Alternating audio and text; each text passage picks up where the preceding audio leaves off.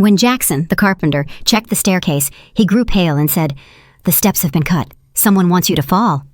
Right at that moment, a text message arrived from my son. "Mom, rush downstairs now. I'm here. I understand everything." I asked the craftsman to step aside and prepared a reception for my son that left him speechless. Dear listeners, I am delighted to welcome you. Before I open the doors of my home and my memory to you, I ask you, please, subscribe to the channel, like this story, and write in the comments which state or city you are listening from. It warms my heart to know how far my voice has traveled. And now, enjoy the listening. The house always spoke to me. This is not the metaphor of an old woman, lonely and losing her mind. No, it is a fact that anyone who has spent even one night within the walls of a genuine, historic Philadelphia brownstone would agree with.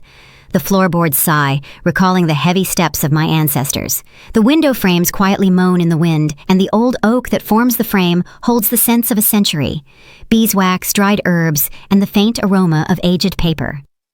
My name is Ariadne Kimbrough, but everyone calls me Addie. I am 68 years old, and I am the keeper of this place, not the owner. No, we do not own history. We merely look after it temporarily. But my son, Kalen, never understood this. To Kalen, this house was simply a rotting pile of lumber. Every one of his visits turned into the same tired play. He would arrive, wrinkle his nose at the smell of dust, which I find noble, and start his monologue. "Mom, this is crazy," he would say, pacing the living room and trying not to touch the furniture as if it were contagious. "You're sitting on a gold mine, eating oatmeal made with water. This land is prime real estate in the heart of the city. Developers would snatch this lot up in a heartbeat. Sell it, buy yourself a decent condo with stainless steel and white walls, a place that doesn't smell like a crypt." I usually remain silent, sorting the index cards in my catalog. I worked in the National Archives for 20 years, and the habit of systematizing chaos helped me maintain my composure. But recently, a new quality had entered Kalen's voice, not just annoyance, but a kind of feverish haste. He started calling more often. His wife, Danica, a woman with icy eyes and perpetually pursed lips, also suddenly displayed a keen interest in my health. "Ariadne, are you having trouble going up to the second floor? Don't your knees ache? Do you ever feel dizzy?" To somehow quell their pressure, I agreed to a small concession. The main staircase, the pride of the house, a wide oak cascade leading to the second floor where I lived and worked, had begun to creak. A deep, drawn-out groan sounded every time I stepped on the third step from the top. "See?" Kalen had crowed last Tuesday. "It's all rotting. You're going to fall and break your bones. If you won't sell, at least let me hire a crew. They'll tear all this out and install a proper metal frame." "No metal," I cut him off then. "I will call Jackson." Jackson was the local carpenter, a master of that old-school caliber where conscience mattered more than a contract. He was a man of few words, smelling of fresh wood shavings and linseed oil. He knew this house almost as well as I did. And so, this morning, Jackson arrived. I left him at the foot of the stairs and went up to my study. I needed to finish cataloging the documents from 1912. The sun was soft on my writing desk. The house was quiet, with only the delicate tapping of tools drifting up from below. I felt calm. I believed I had the situation under control. The staircase would be fixed. My son would settle down, and I could once again immerse myself in my papers. How wrong I was. The silence was broken, not by a crash, but by a strange, stifled sound. As if someone was trying to yell, but the voice was caught in their throat. "Ariadne!" Jackson called out. His voice sounded muffled, unnatural. "Ariadne, please come over to the railing, but whatever you do, do not step on the steps. Be careful." A chilling premonition gripped my heart. I set down my fountain pen, carefully closed the inkwell, and walked out onto the second-floor gallery. Jackson was standing on the fourth step from the bottom, looking up. His face, usually ruddy from work, was gray, like ash in the fireplace. In his eyes, I saw not professional concern, but genuine, primal fear. He lifted the heavy velvet runner that covered the center of the staircase. Usually, it hid the wear on the wood, but now it concealed something far more terrifying. "Look," he whispered, pointing with his chisel at the top 3 steps. "I only removed the carpet fasteners. I haven't even started sanding." I squinted. From my vantage point, from the safe landing, I saw thin, dark lines running across the supporting boards. It was as if someone had drawn them with a black pencil. "Is it rot?" I asked, feeling the cold spread within me. "No," Jackson shook his head. He pressed his finger lightly on the edge of a step, and the massive oak board, which should have been able to support the weight of a piano, bent like a sheet of cardboard. It is not rot, Ariadne. It's a cut. A fresh, clean saw cut. Someone sawed through the supporting beams from underneath and from the sides. They are holding on by a thread, by fibers as thin as a matchstick.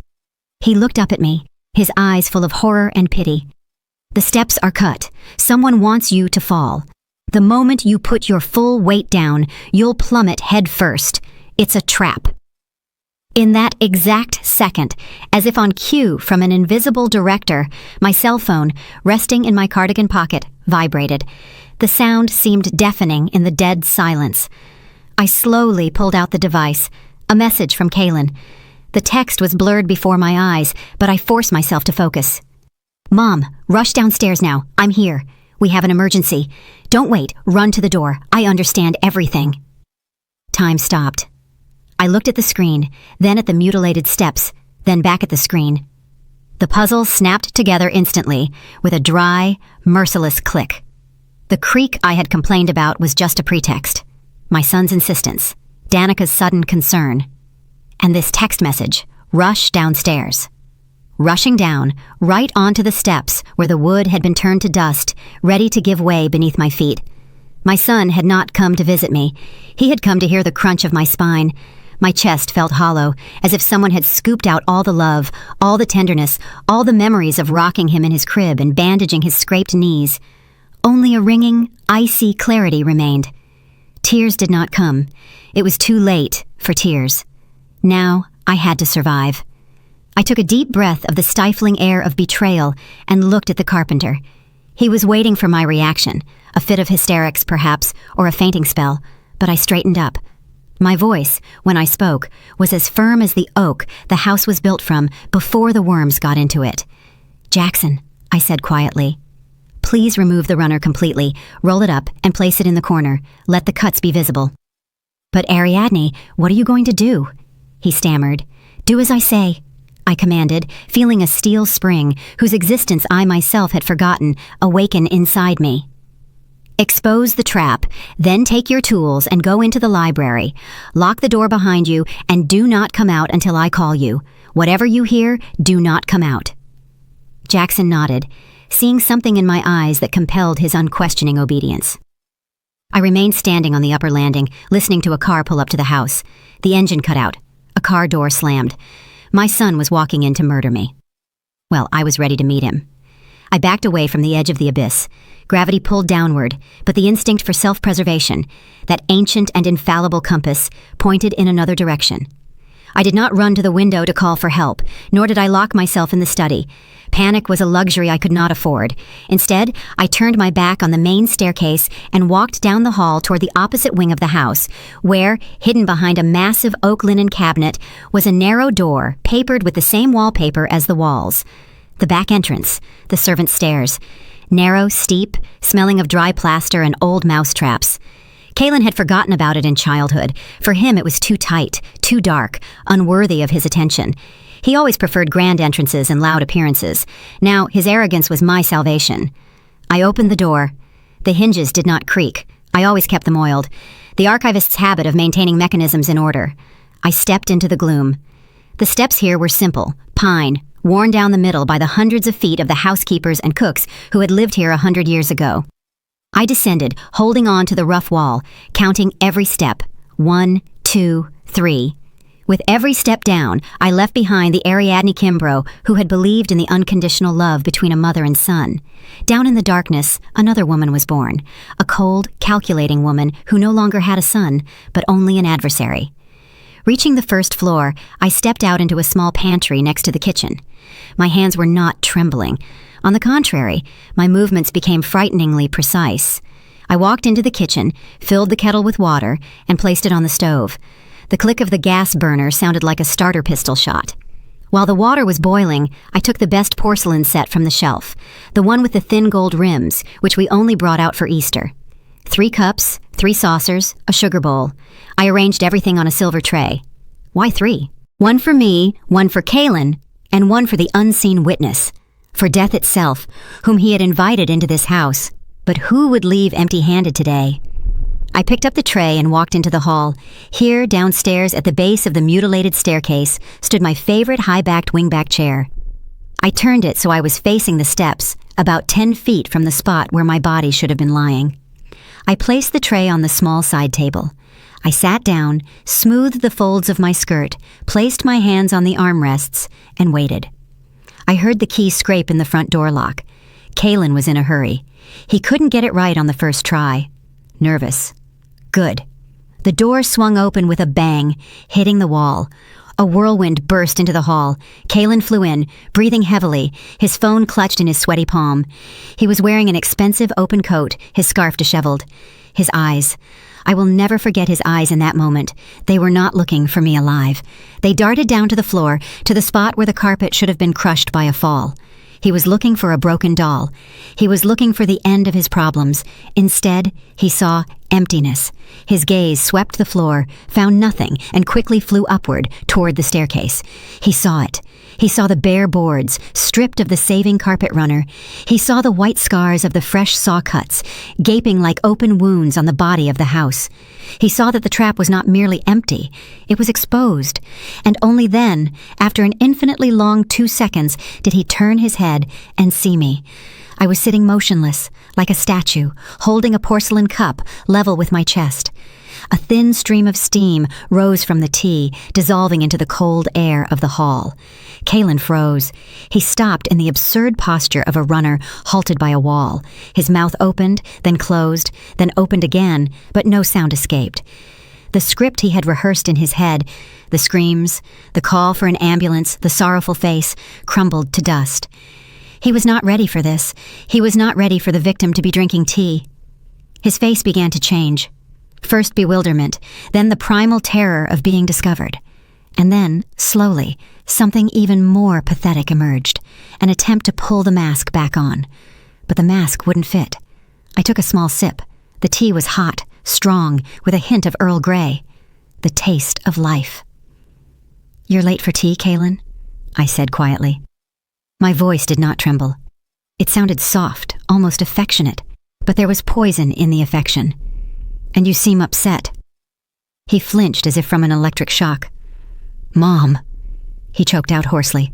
I thought—" "You thought what?" I interrupted, looking him straight in the eye. "That I would choose the short path?"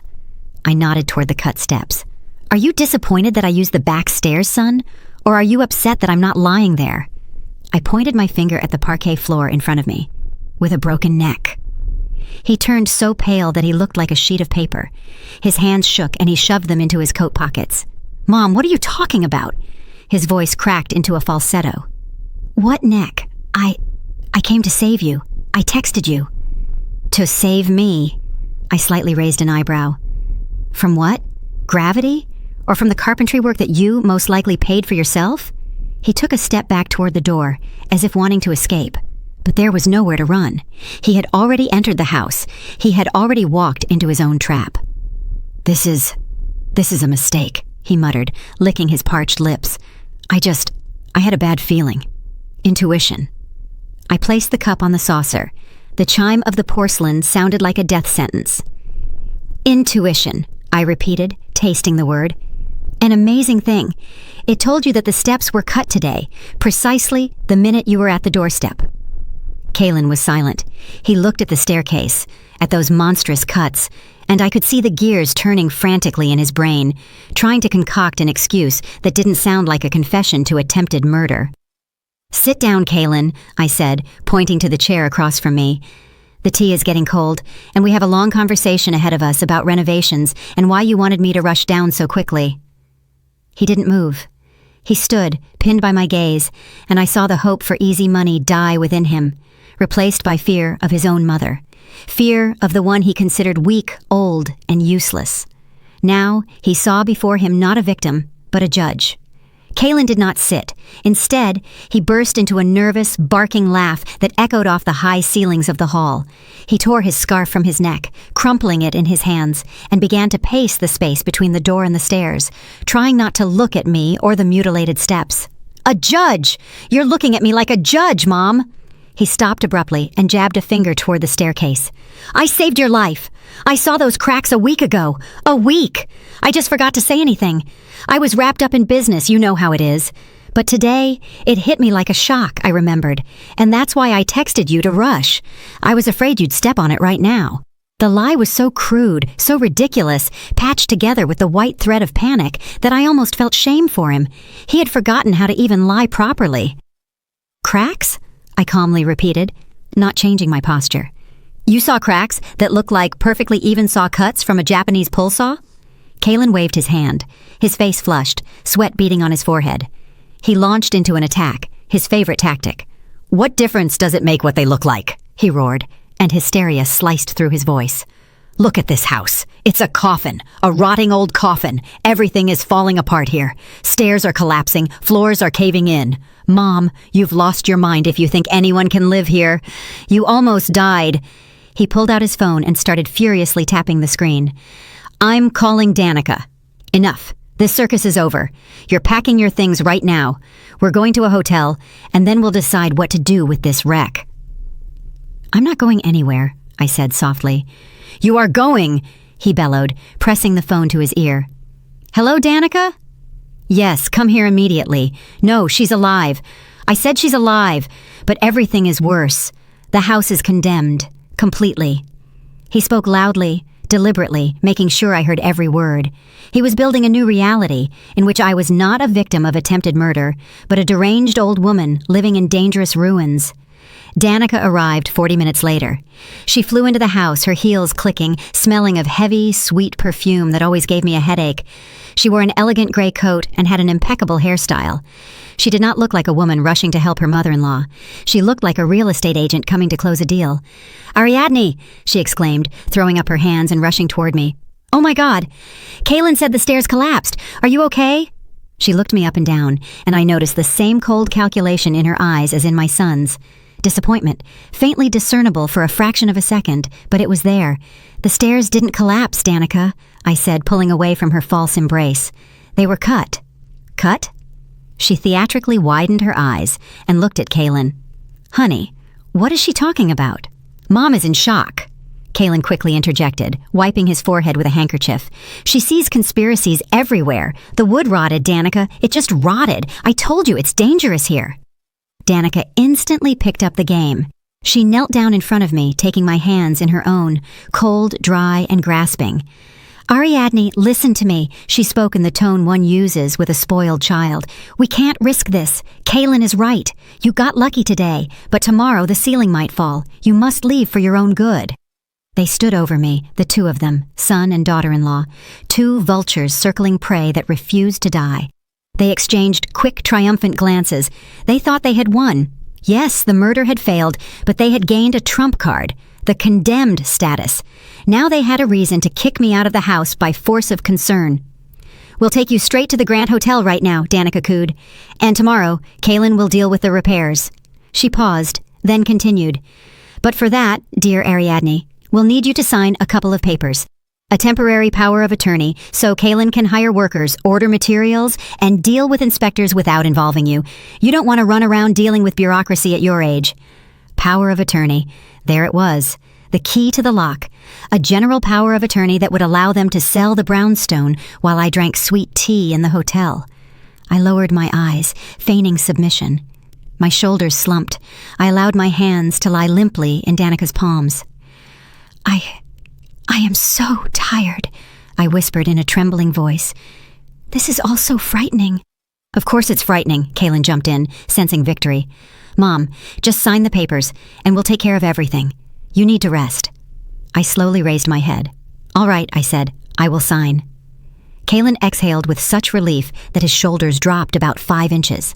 Danica squeezed my hand a little tighter, barely suppressing a smile.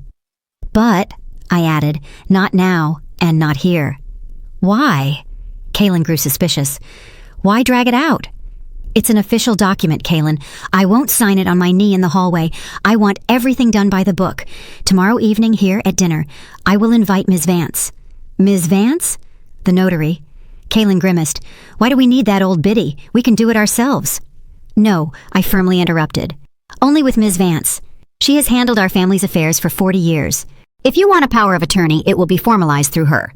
Tomorrow at 7 o'clock in the evening. That is my condition." Kaylin and Danica exchanged glances. I saw them weigh the risks. A day's delay versus complete control over the property. They decided the gamble was worth it, especially since I was already broken. I had agreed. The old woman had surrendered. "Fine, Mom," Kaylin said, trying to conceal his impatience. "Tomorrow at 7 o'clock. Miss Vance it is."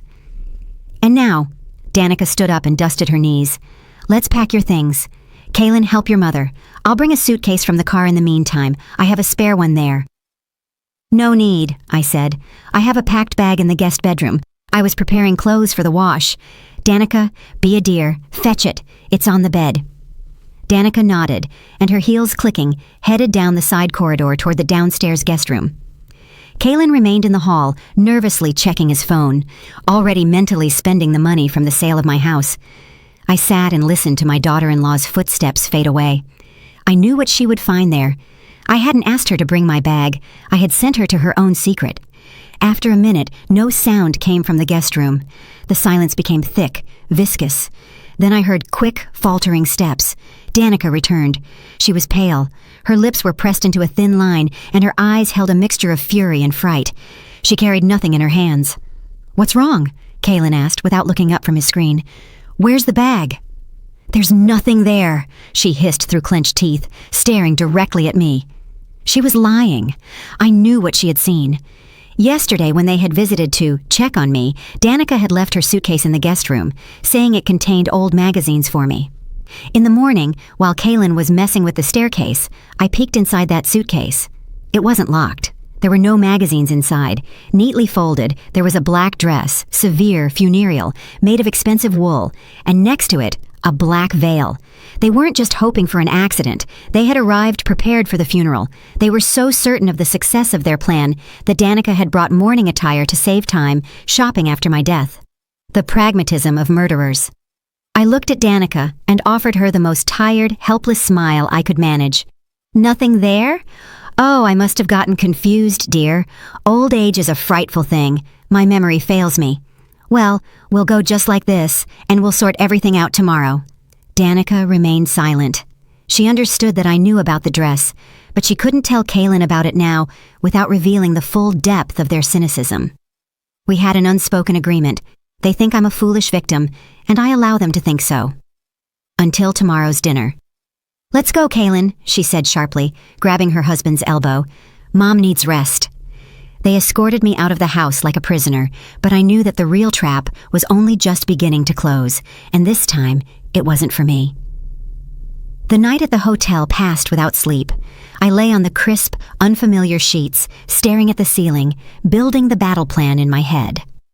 In the morning, as soon as Kaylin and Danica left on their urgent business, leaving me to rest, I checked out of the room. I needed to arm myself, not rest. First I went to Ms. Vance. My old friend and notary met me in her office, which was cluttered with files. After hearing my story, she didn't gasp or clutch her heart. She merely took off her glasses, wiped them with the corner of a handkerchief, and silently took a heavy bunch of keys from her safe. "We are going to the bank, Ariadne," she said in her dry, businesslike tone. "Time to retrieve that file." In the bank vault, in the cool, semi-darkness of the storage room, I held a thick leather folder. It held the secret Kaylin didn't even suspect, but this was not enough. To win, I needed to know not only what to strike with, but where. I needed to understand the enemy's motives. I returned to the brownstone. Kaylin thought I was at the hotel, so the house was empty and quiet. I walked past the broken staircase, trying not to look at it, and went up the back stairs to my workshop. There, among the old tools, I began to search. I was not looking for documents, but for the murder weapon. Jackson said the cuts were clean, meaning they were made with a good tool. I checked the workbench.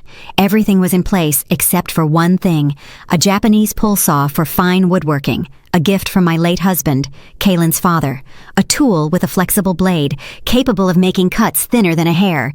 It was not on its peg. I found it in the old woodshed in the yard, carelessly tossed behind a stack of firewood. Oak dust was still visible on the teeth. Kaylin didn't just try to kill me. He used his father's favorite tool to do it. He desecrated his memory, turning an instrument of creation into a tool of murder. This thought burned me more fiercely than the fear of death. This was a betrayal at the level of blood. But why? Why such a rush? Why such a risk? Kalen had always been greedy, but he was a coward. Murder requires desperation. I went up to his old childhood room. He rarely came here, but I knew he sometimes used it as a storage space for his papers when he stayed overnight. I began sorting through the books on the shelves.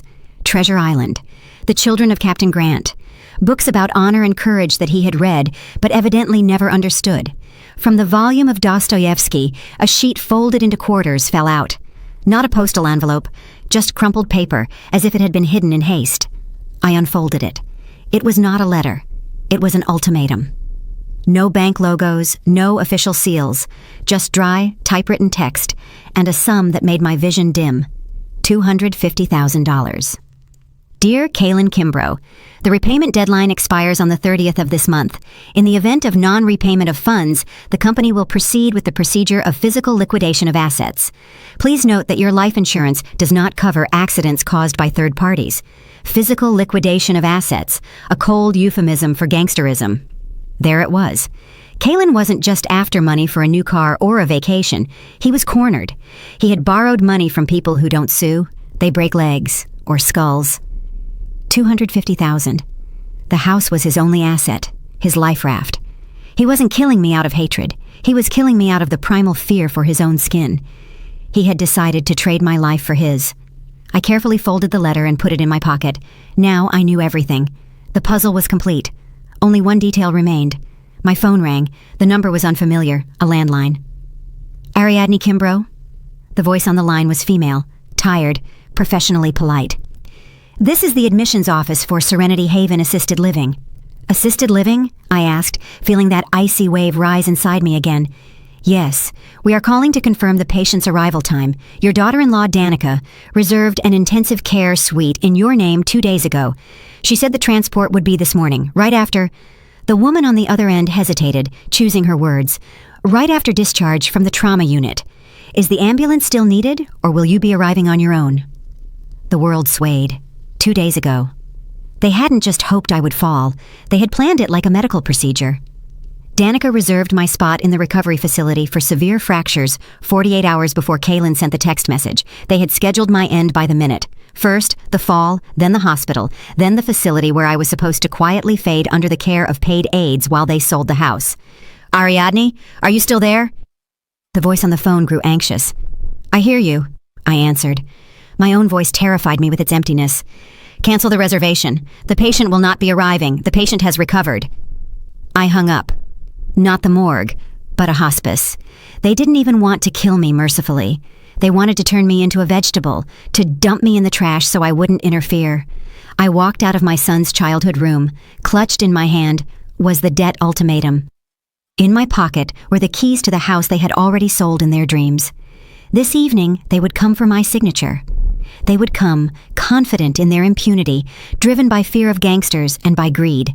They thought they were cornering an old mouse, but they didn't know that the mouse had already turned into a dragon. I went downstairs into the dining room and began setting the table, a white tablecloth, silver flatware, crystal. Everything had to be impeccable. This would not just be dinner. This would be the memorial service for my son, because the Kalen I loved was no more. There was only a debtor, a coward, and a failed murderer. And this evening, I would present him with the bill. 7 o'clock in the evening, the antique grandfather clock in the corner of the dining room chimed the beginning of the end. Every swing of the pendulum echoed in my chest with a dull, heavy thud, as if someone was hammering nails into the lid of an invisible coffin. The table was set flawlessly. A snow-white tablecloth, crystal shimmering in the light of the chandelier, and the scent of rich gumbo rising from the tureen. An idyllic scene of a family dinner, if one didn't know that an abyss had already opened beneath the table. Kalen and Danica sat across from me. They were stretched tight as piano wires. Kalen constantly adjusted his shirt cuffs. His gaze darted around the room, avoiding mine. Danica drummed her manicured fingers on the stem of her water glass. Her eyes gleamed predatorily, fixed now on me, now on the folder of documents that Miss Vance, sitting to my right, had carelessly placed next to her plate. Well then, Kalen started, without even touching his spoon. The soup will get cold, but business won't wait. Miss Vance, did you bring the papers? Miss Vance slowly adjusted her glasses and looked at him over the rims. The papers are here, Kaylin, she said. But why the hurry? Ariadne has prepared a wonderful dinner. Let's show the hostess some respect. Respect? Danica scoffed. We're here to help Ariadne get rid of her problems, not to slurp soup. The notary offices are closing. We need to register the power of attorney online tonight while the system is running. Sign it, Mom, and let's end this farce. I picked up my spoon and carefully scooped up the soup. A farce? I gently repeated. Is a family dinner a farce? Kaylin, son, you haven't told me about your business in so long. How is your import company? Is it thriving? Kaylin flinched as if I had pricked him with a needle. Fine, he muttered. Everything's great. We're growing. The market is tough, but we're handling it. Mom, sign the papers. Growing? I drew out the word thoughtfully. That's good? So there's profit? Dividends? Of course there are. He started to get angry. His voice rose. Mom, why the interrogation? I'm a successful businessman. I have everything under control. Are you going to sign or not? I put down my spoon and looked him straight in the eyes. In that moment, I saw not a successful businessman, but a cornered animal. Strange, I said, lowering my voice to a whisper.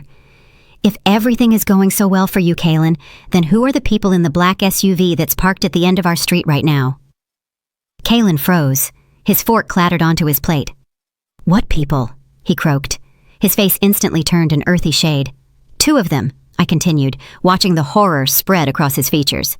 Solid-looking guys sitting in the car, smoking, looking at our windows. I saw them when I closed the curtains. They're waiting for someone, son. Your business partners? The silence in the room became ringing. Danica stopped drumming her fingers and stared at her husband. She knew.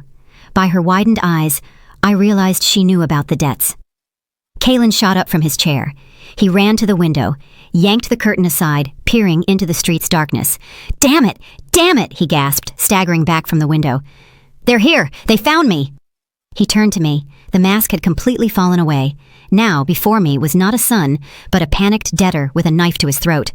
Sign it! He yelled, slamming his fist on the table so hard the glasses jumped. Right now! You don't understand, you old fool. If you don't sign now, they'll take everything. They'll kill me, and they'll take the house for the debt. Kaylin! Danica shrieked, jumping up after him. Don't yell, just make her sign. We already have a buyer.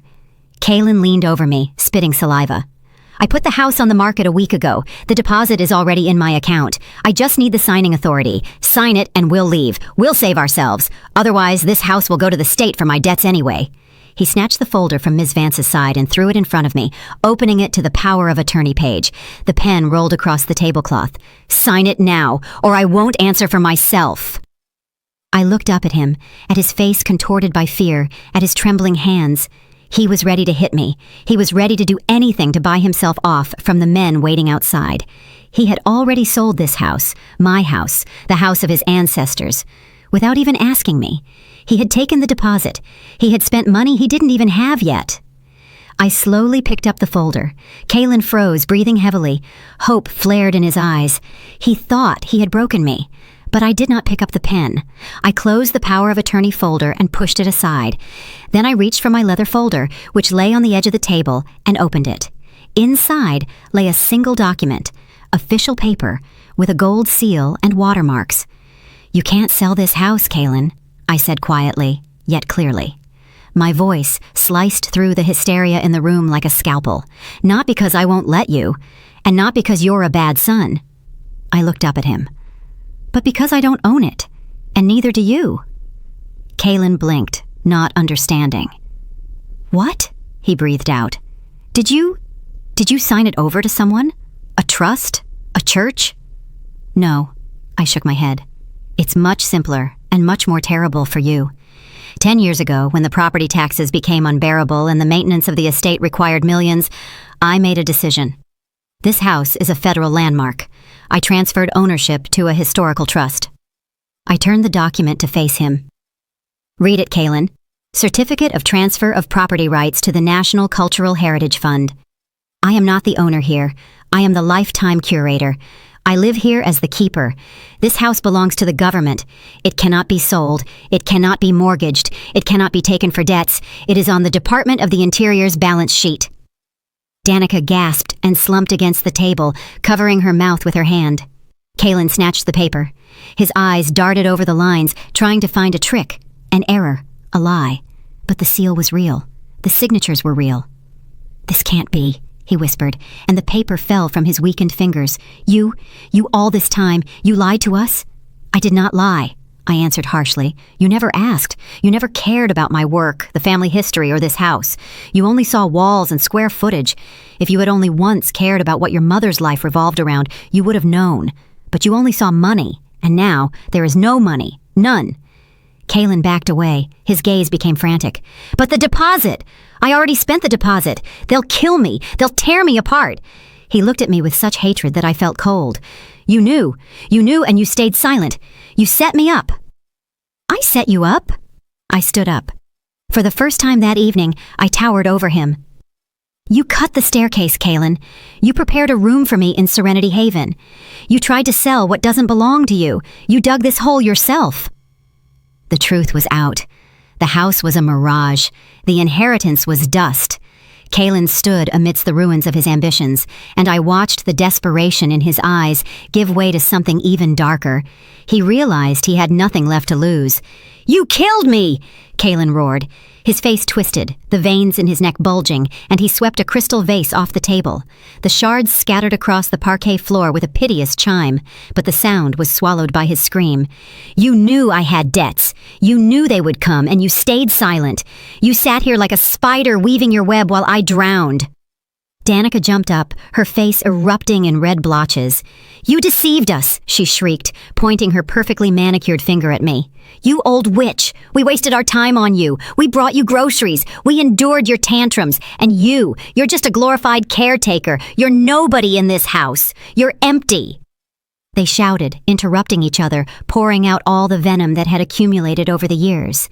Their greed, faced with reality, had turned into pure, undiluted hatred. "I owe $250,000. Kalen grabbed his hair, swaying from side to side. $250. The interest is compounding every hour. Those people in the car, they won't leave without the money or the title. What am I supposed to give them? This paper about cultural heritage? They'll shove it down my throat." He lunged toward me, grabbed my shoulders, and started shaking me like a rag doll. "Do you have money? I know you do. You couldn't live on just a pension. Where is it? Where are the family jewels? Where is your grandmother's gold? Tell me, you have to buy me out. Are you a mother or what?" I did not physically resist, but my gaze remained icy. "Take your hands off me, Kalen," I said quietly. "I won't." He squeezed his fingers tighter, causing pain. "You're giving me everything right now. I won't die because of your principles. If the house is gone, there must be something else. You always hid things." "I only hid the truth from you so you wouldn't feel inferior," I replied, looking him right between the eyes. "But now it's too late. There is no money, Kalen. There is no gold. Everything of value went into restoring the roof 5 years ago. I invested everything in this house so it would stand, to preserve the memory." "Memory?" He pushed me away and my back hit the buffet. "Who needs your memory? If I get killed, I would burn this shack down, you hear me? I would burn it to the ground if you hadn't fallen off the stairs." The words hung in the air, heavy and terrible. "What did you say?" I asked. Kalen, suffocating with rage, no longer controlled his tongue. He was losing it. "Yes, I would have burned it." He laughed, crazed and terrifying. "I had a plan B. If you didn't break your neck, I would have staged a short circuit, at night. Old wiring, wood frame house, no one would have blinked. Insurance. I thought there was insurance. I would have gotten the payout. But you even beat me here. No house, no insurance, nothing." He had confessed. In a fit of desperation, he had laid out everything. Not only the attempt on the staircase, but also his readiness to burn me alive in my own home for phantom millions. Insurance fraud, intentional arson, murder, the whole package. Danica froze, realizing what he had admitted. She tried to pull his sleeve. "Kalen, shut up," she hissed, but it was too late. Mrs. Vance, who had been sitting motionless all this time, as if she were a piece of furniture, slowly rose from her chair. She adjusted her jacket and picked up her phone from the table.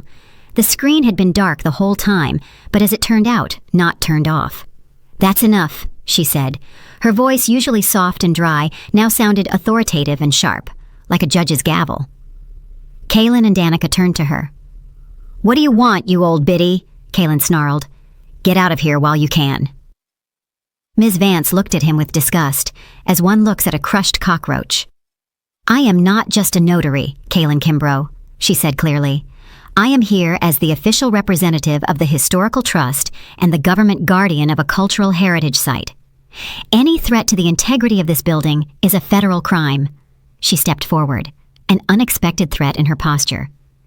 "And you have just confessed, in the presence of a witness, to preparing to commit arson on government property, to attempted insurance fraud, and, most importantly, to the attempted murder of Ariadne Kimbrough." Kaylin froze. The word witness was starting to sink in. He gave a nervous chuckle. "You? Who would believe you? Two senile old women against the word of a successful businessman. I'll say you provoked me, that you were trying to extort money." Ms. Vance raised the phone, showing him the screen. The active call icon was lit up. "This conversation is 42 minutes long," she said. "I am not the only one listening to this family dinner, Kaylin. The police dispatcher is on the line, and Captain Marcus Reed, who is investigating your firm's fraud case, is also listening. Speakerphone has been on since the beginning. Every word you said is recorded, every threat, every confession." Kaylin's face turned chalk white. He backed away, stumbled over a chair, and nearly fell. "No," he whispered. "This can't be. You set me up." "We defended ourselves," I said, straightening up. The pain in my back subsided, replaced by cold resolve. "You thought we were defenseless victims? You forgot, son, that I worked in document classification for the Department of Justice for 20 years before moving to the museum. I know how to gather evidence, and I know how to catch traitors." Danica shrieked and darted toward the dining room exit. "I had nothing to do with it," she screamed as she ran. "It's all him! His debts! I didn't know anything! I'm just his wife!" But in the doorway, she collided with someone massive and bounced back into the room. Kaylin glanced around wildly. The trap had sprung. He realized the men in the SUV I had mentioned were not gangsters. This was his real end, and he had signed his own death warrant by opening his mouth. "No!" he roared, losing the last vestiges of his humanity. His eyes were bloodshot. He realized he had nothing to lose, jail or debt. The outcome was the same. A final insane thought flashed in his inflamed brain. Destroy the evidence. Destroy the witnesses. If there are no witnesses, there is no case. He grabbed the heavy silver candelabra from the table. "I'll take all of you down," he roared, and lunged at Ms. Vance. The candelabra swung, slicing the air with a heavy whistle, but the blow never landed. The metal clanged, meeting not a skull, but something hard and iron. From the shadow cast by the buffet, a figure stepped out. One Kaylin had not noticed in his frenzy. Jackson, the carpenter, intercepted my son's arm mid-swing. Clutched in the craftsman's other hand was a massive pipe wrench, the kind he used to turn bolts on the heating pipes. But now, it was a shield and a sword. "Not on my watch," Jackson growled. His usually kind face now resembled the granite-chiseled features of a saintly warrior. He twisted Kaylin's wrist with such force that the candelabra flew onto the floor with a crash. Kaylin howled in pain and doubled over, but immediately tried to headbutt the carpenter in the stomach. Jackson, without moving an inch, simply pushed him in the chest with his palm. Kaylin flew backward, knocking over a chair, and crashed onto the parquet, getting tangled in the tablecloth he had pulled down with him, crystal, plates, the tureen. Everything came down in a thundering avalanche, spilling hot gumbo and shards onto the floor and my son's expensive suit. At that moment, the front door burst open from a kick. "Police! Everybody stay put!" The very men in black I had seen outside rushed into the dining room. Not gangsters, not debt collectors. Detectives in vests with short-barreled rifles slung across their chests. Behind them walked a tall man in plain clothes, Captain Marcus Reed, whose voice I had heard on the phone when we planned the operation. Danica, who had been clinging to the wall, suddenly lunged toward me. Her eyes were frantic. She understood there was no escape, but the instinct of a cornered rat demanded action. She rushed not for the door, but for my phone, which lay on the edge of the table, having miraculously survived the crash. "You won't call," she shrieked. "You won't call anyone!" She wanted to tear the phone away, as if that could undo the recording, as if it could erase the words spoken into the airwaves. I didn't flinch. I just watched her. One of the officers intercepted her halfway, twisting her arms behind her back firmly, professionally. Danica screamed a thin, grating scream, like cheap fabric tearing. "Let go! You're hurting me! I'm pregnant!" she lied, squirming. "I'm carrying his heir! You don't have the right!" "We'll check." the officer said dryly, snapping the handcuffs shut. On the floor, Kalen tried to stand, flailing in soup and shards. He crawled on all fours toward the back stairs, the very servant's staircase I had used to survive. The irony of fate. He wanted to escape by the path he had scorned, but the way was blocked. Jackson stood there, arms crossed, the pipe wrench in his hand, an insurmountable wall of conscience. Kalen looked up at him, his eyes full of tears and snot. "Jackson," he whined. "Uncle Jackson, you remember me as a little boy. I handed you your chisels. Let me pass. They'll kill me in prison." "I remember the boy who handed me chisels," Jackson replied gruffly. "But I don't know the man who steals his daddy's saw to kill his mother. That boy died, Kalen. Died a long time ago." The police who had arrived quickly pulled Kalen to his feet. The click of the handcuffs sounded like the final period in this ugly play. He was dragged toward the exit. He struggled, his shoes slipping on the wet floor. As he passed me, he suddenly stopped struggling. He hung limp in the hands of the officers and looked into my eyes. "Mom," he whispered. The rage was gone from his voice. Only the wet, sticky fear of a child who had broken a vase and feared the belt remained. "Mom, please pay them. You have connections at the museum. Sell the family artifacts. Sell something. Save me for your grandchild. Danica wasn't lying. We were going to tell you. We're having a baby." I looked at Danica. She was no longer screaming. She stood by the wall, head bowed, and when she heard her husband's words about the baby, she didn't even lift her eyes. I knew it was a lie. I had seen her medical chart in the trash can when I visited them a month ago. Infertility. They could not have children and did not want to adopt. This was the last, dirtiest card in their deck. A lie about an unborn life to save their own skin. My heart constricted. Not from pity, no, but from grief. Grief because my son was so rotten that even the sacred word grandchild was just a bargaining chip to him. I walked right up to him. The officer stopped, allowing me to speak my farewell. I reached out and adjusted the collar of his stained shirt. A motherly gesture, but my hands were cold. "I am a mother, Kalen," I said quietly, so only he could hear. "My job is to teach you to stand on your own 2 feet, to stand tall, to be a man. I tried. All my life I placed cushions when you fell. I paid for your mistakes. I hid the truth about how hard we worked for our bread." I paused, looking into his dilated pupils. "But I cannot hold you forever if you yourself are sawing off the branch you sit on. You chose your path, son. You decided that money was more important than blood. You decided that my life was the price of your comfort." "Mom, no," he sobbed. "Yes, Kalen, you cut your own steps. And now—" I stepped back, withdrawing my hand. "I will not catch you. Fall, and pray that the bottom is solid enough for you to push off from." I nodded to Captain Reed. "Take him." Kalen was hauled away toward the exit. He let out a long, terrible wail, but the door slammed shut, cutting off the sound. Silence fell. In the dining room, only I, Ms. Vance, Jackson, and the ruined dinner remained. Miss Vance walked over to me and placed a hand on my shoulder. "Are you all right, Ariadne?" she asked. I looked at the empty doorway. Strangely, I felt no pain. I felt an incredible, ringing lightness, as if a huge stone I had been dragging for the last 20 years, fear for my son, shame for his behavior, attempts to justify his depravity, had suddenly vanished. I was free. "I'm fine, Bev," I replied. "Completely fine." I looked around the room. Crystal shards glittered in pools of gumbo, like diamonds in a swamp. An overturned chair, stains on the wallpaper. "It's a shame about the china," I sighed. "It was a wedding gift."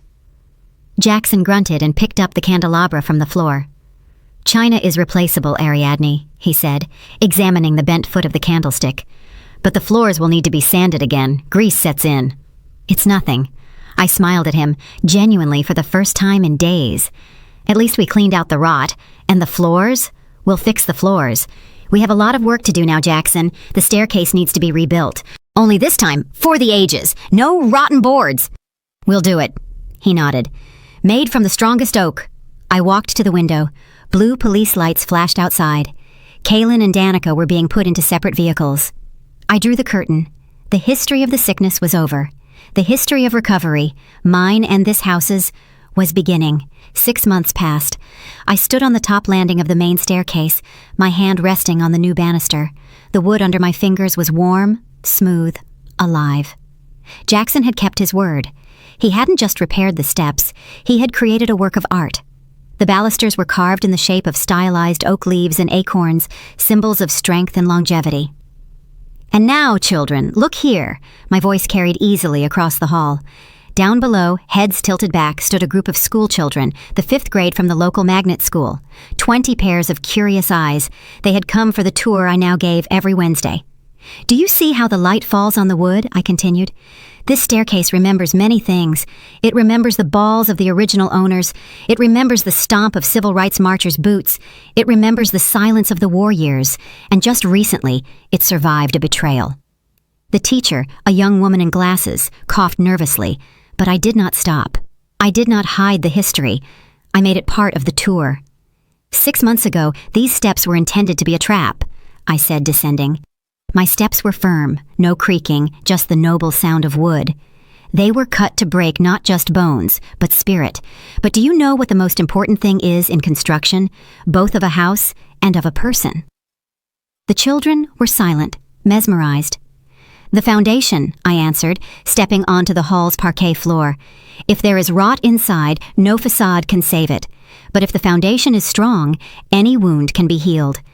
This house stood because it was built on honor. And we must be the same." The tour ended in the living room, where we drank sweet tea and ate cookies. The children were noisy, asking questions about ghosts and treasure, and I watched them and realized the house was alive again. It was no longer a crypt of memory.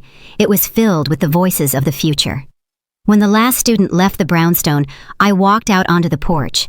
The evening sun gilded the tops of the maple trees in the garden. On the bench by the entrance sat Jackson, wiping his chisels with an oily rag. He was now the official caretaker of the brownstone, receiving a salary from the trust. He saw me and stood up, pulling a white official envelope with a purple stamp from a correctional facility out of the pocket of his overalls.